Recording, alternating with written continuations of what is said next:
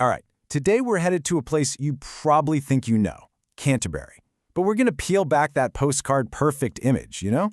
We're talking murder, myths, and secrets hidden right in plain sight. So let's peel back the centuries and dive right in.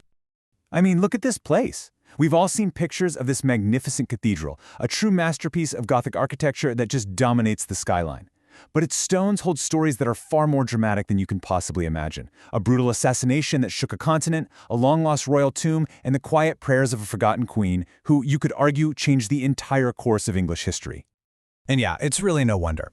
As a UNESCO World Heritage Site, this city brings in over 1 million people every single year. They come for the beauty, the history, that feeling of stepping back in time. But here's the thing. What most of them miss are the clues to its deeper, much more complex identity. Now, what's really wild is that this spiritual capital of England didn't start on some grand hill. Its Roman name, Duro Vernum Cantiacorum, literally means stronghold by the alder swamp. Can you believe that? This city rose up from marshland, which just goes to show how strategically important it was long before anyone even dreamed of building a cathedral. Okay, so to really understand Canterbury, we have to start with the people who defined it. This brings us to two pivotal figures, a celebrated saint and a nearly forgotten queen, whose stories are intertwined and really forged the city's destiny. The official story, the one you'll find in most history books, it begins in 597 AD. A monk named Augustine, sent from Rome, arrives to convert the pagan Anglo-Saxons. He's successful, and Canterbury gets established as the Mother Church of England. It's a nice, clean, simple narrative. But history is rarely that simple, is it? What if the groundwork for this monumental shift wasn't laid by Augustine at all, but had been quietly prepared for 2 full decades by a woman history has largely overlooked? Meet Queen Bertha. She was a Christian princess from Francia, and she married the pagan king Athelbert of Kent. For 20 years, she practiced her faith in her private chapel, like a small Christian flame in a pagan kingdom. Her quiet influence, her diplomacy, and her steadfast faith created the welcoming environment that made Augustine's mission possible. Without her, his arrival might have been a complete failure.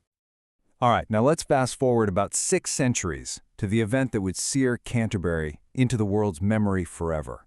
It starts with this infamous, frustrated outburst, allegedly from King Henry II, aimed at his former friend who is now the Archbishop of Canterbury.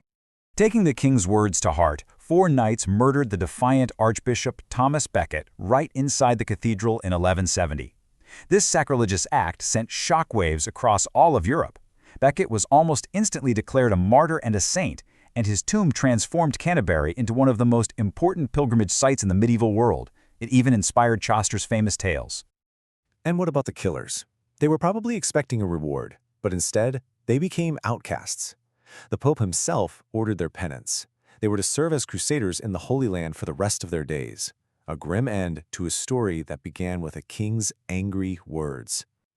But the city's history isn't just in its grand events. It's also coded into the stones themselves, even into our everyday language, if you know where to look. Ever use the word canter to describe a horse's pace? Well, that word exists because of this city. It comes from the Canterbury Gallop, the relaxed, steady pace of the pilgrims' horses as they made their long journey to Becket's shrine. A little piece of history hidden in our everyday vocabulary. And while we picture these pious pilgrims, we should probably also picture thirsty ones. In the Middle Ages, Canterbury had over 300 alehouses. That's 1 for every 20 residents. With the drinking water being unsafe, weak ale was the staple drink for everyone, creating a bustling and very lively side to this holy city. And this is just brilliant. It really illustrates the city's ingenuity. The cathedral's 12th century water tower and its complex piping system are still functional today. It's not just an ancient ruin. It's a millennium-old piece of plumbing that has outlasted empires, a true marvel of medieval engineering. The city's skyline also tells a story of refuge. In the 16th and 17th centuries, Protestant Huguenot weavers fleeing persecution in France settled here. They completely revitalized the city's economy and left their mark on its architecture, like these iconic half-timbered weavers' houses you can see right along the River Stour. But Canterbury's story doesn't end with what we can see. The city is also haunted by profound mysteries, unsolved cold cases, and the ghost of a very famous and very dangerous native son. And this brings us to the city's greatest unsolved mystery. For all the reverence and fame, one crucial question remains after nearly a millennium. Where are Thomas Becket's bones? In 1538, during the Reformation, King Henry VIII ordered Becket's magnificent shrine to be destroyed. The official story is that his bones were burned and the ashes scattered, but a persistent legend claims the monks, getting a heads up, secretly removed the saint's remains and reburied them in a hidden location deep within the cathedral's foundations, where they might still lie today. The city's most famous native, however, was no saint. Born the same year as Shakespeare, Christopher Marlowe was a brilliant playwright, a revolutionary poet, a known atheist, and, quite possibly, a government spy.